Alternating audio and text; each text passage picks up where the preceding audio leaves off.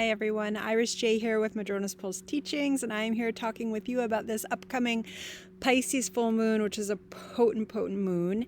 And as usual, I forsake perfect studio lighting in order to be out here with the energy that I'm talking about, which with a Pisces full moon, there's no other place to be but the ocean. And since I am living in BC on Cortez Island, I've come out here to the Salish Sea, which unfortunately, because of the light, you can't perfectly see, but you can see the sand and the ocean energy is all around us. And I hope that you're doing well.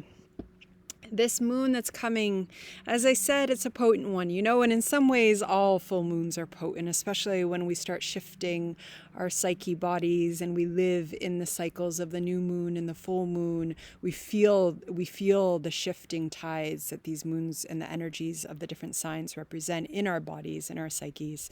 And if you have Pisces, with any moon, you always want to see what's going on in your house of Pisces. Where is Pisces in your chart? This is when astrology becomes deeply personal and also really able to support us on our emotional, psychological journeys. But I'm just going to talk more generally about the energies that are going on right now. And, you really can't make this stuff up. So what we have here with this Pisces full moon, we have the sun in Virgo, the moon across in Pisces. And of course, we have both of them talking to that point in Taurus where we have the Uranus and North Node conjunction. So whatever was stirred up for you, and this happened individually and collectively, a lot of us are still living, some of us had major shifts in our lives through this kind of portal timeline shifting that the North Node Uranus conjunction represented, and we're still living and very much in the recent aftermath of those shifts. Others, it might have been subtle kind of psychological shifts, others very material shifts. I know a lot of people that suddenly were moving during this time. Whatever it is for you, that is being stirred up in a way that potentially some ease could emerge, most likely after this full moon. So when we are dealing with a Pisces full moon, we are not asking ourselves to understand, to create a thesis about what's happening in our life. We're probably not even necessarily taking all that energy out into the world. A Pisces full moon is asking us to surrender. It is asking us to surrender the ego drive that wants to know and understand, the drive that society instills within us from when we are very young, that production and productivity is the only sense of validating movement in this life. Pisces takes that and throws it out. It churns it down into the ocean and it turns it into something else that's more meaningful and more productive for the entire ecosystem of being. Because Pisces is beyond that very limited, very narrow understanding of meaning making. Pisces is literally that which is beyond it. And so with this full moon in Pisces, we absolutely want to carve time out for ourselves to work with whatever this word surrender stirs up for you. Maybe that is sleeping more. Maybe that is allowing your dream world to be really, really active. Maybe it is making art. Maybe it is just sitting, or if you can, create time to just actually do whatever your body wants to do. What an idea, right? It's definitely a moon to just be with what is emerging. This is an incredibly potent moon as well because the ruler of Pisces, Neptune, is very close to the moon during this full moon, and then the moon will move on, and a few hours later it will be conjunct with Neptune. So everything I said about dream world activated more and more, okay? And Neptune is in retrograde again. This might be a time, Jupiter is also opposite Mercury in retrograde, fresh in retrograde. This might be a time when some really potent, important messages come through, and they might not make sense. They don't need to make sense. Pisces does not need to make sense in the day-to-day, mundane way of doing things.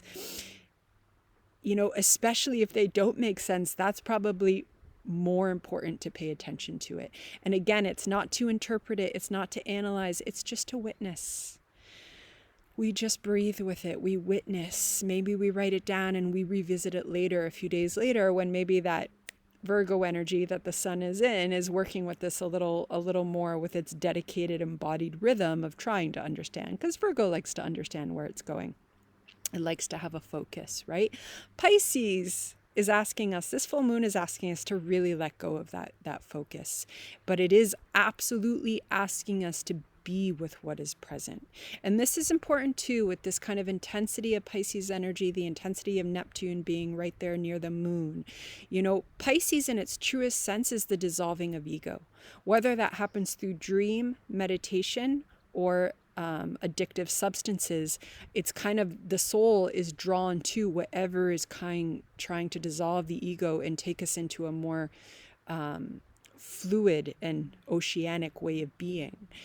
So with that energy very present, we also want to try and carve out the time to really just be, right? Instead of feeling the need to escape, which sometimes there's no way about it, right? Maybe we just need to sleep. Maybe we need to go into the dreamscape. Maybe we need to let ourselves relax, and maybe we need support like a journaling practice or coffee with a friend, whatever that looks like, right? But this is definitely a weekend that we're going into when we might need to just relax. We might need to carve out time and actually say no to that inner critic who often has a bit of Virgo in him, that's telling us we should be productive or we should be working. The Pisces new moon, if we can, even if, you know, everyone's life is different, maybe we can only carve out an hour, maybe we can actually carve out a weekend to just be, to just surrender. The other energy that is very important that I want to mention, and that is going on right now as I'm talking with you, and it will still be present with the full moon, is Ceres. Ceres, like I'm looking at this beautiful green evergreen here, right? Ceres is the Earth Mother. Ceres is here, and Ceres is opposite Saturn now, and especially during this full moon. You know, Ceres represents so much more than any human idea of mothering. She is the Earth Mother. She is the principle of the Earth Mother that we all can and do embody within ourselves, and that because of patriarchy, because of colonization, because of the capitalistic nature of productivity and consumer-based life that we live in, a lot of us have had to, as a means of surviving, as a means of feeling validated, have actually had to kind of shut down that Ceres voice, that Ceres power. And this is a time of great awakening for that Ceres energy in all of us, individually and collectively. And it's so important because in relationship to Saturn in retrograde, this is an opportunity for us to actually be witnessing the seeds and the emotions and the desires that are bursting forth in us that are about living more sustainable lives, sustainable for ourselves emotionally and psychologically. We don't talk about that enough. Sustainable lives that are sustainable emotionally and psychologically, and also in an ecological sense collectively. And oftentimes we actually see that the more emotionally sustainable life can also align itself with more ecologically sustainable lives, because it is not about simply acquiring wealth. It is not about acquiring materiality. It is actually often about slowing down and building nourishing relationship with ourselves, with other humans, with other species, and definitely with this earth. And this is the energy that is so present as Ceres is opposite Saturn in retrograde. And that's happening during this full moon in Pisces, which is also with that, you know, that shifting of Taurus energy from the North Node Uranus. It's so rich, it's so potent.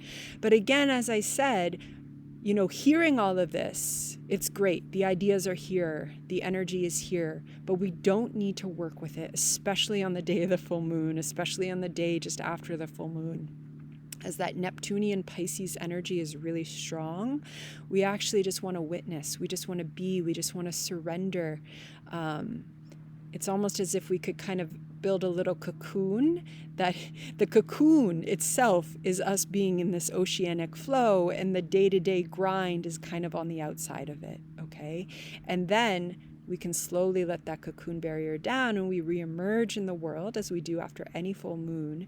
And then the insights might start coming with a little bit more clarity, with a little bit more of that kind of linear way of life that we, unfortunately for some of us, need to integrate in order to have the things that we need in order to make sense of this world, right? But Pisces is not linear. Pisces is not concerned with checking off boxes. Pisces is asking us to come into what is beyond the day-to-day grind. And this is a moon that is really potent for that. And again, that Ceres energy opposite Saturn, allowing us to kind of really feel into places where we might need more boundaries that are all about a sustainable, nourishing life. Okay? Sustainable, nourishing life. That's a theme that we can really tap into and move forward with, especially as we emerge out of this oceanic Pisces moon. So with that, I will leave you. I hope the light is all right. Again, like I said, I value the energies and the natural energies over perfect studio lighting, which I know is not for everyone, folks. But come on, it's the Salish Sea here with this Pisces full moon. So I'll leave you with that, and blessings.